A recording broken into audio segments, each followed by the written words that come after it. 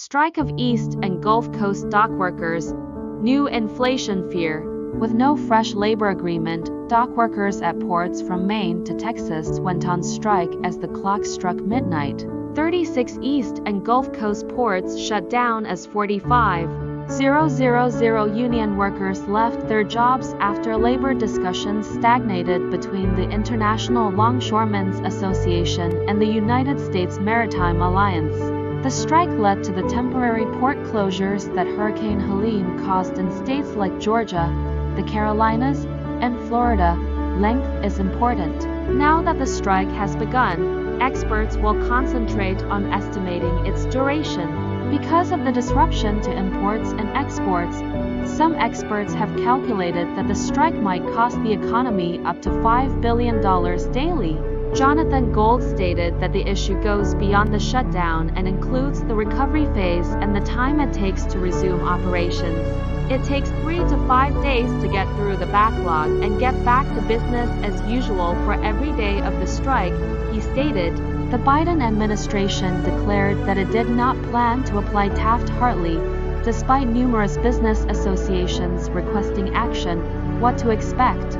A port strike could cost the economy $5 billion daily. Here's what that could mean for you.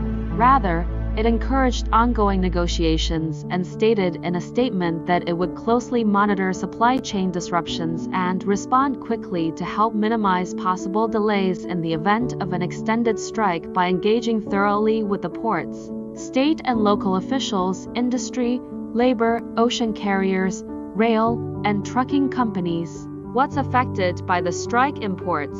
Products such as cars, auto and machinery parts, clothing, pharmaceuticals, wine and spirits.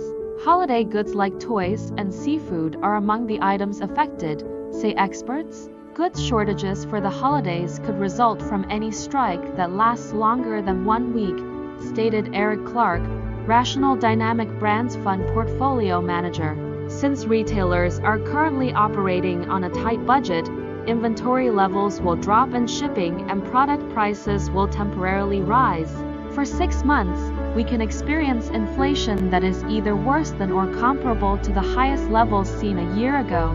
Business of small and medium-sized may suffer the most. Small enterprises, on the other hand, are less likely to have been able to place early bulk orders and to have been able to secure the funding necessary to place earlier, larger orders for goods, speaker said. Exports.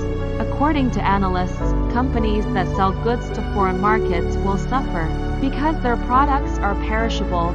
Agricultural exporters of poultry and soybeans, for instance, won't be able to ship them overseas and may lose money or market share, jobs.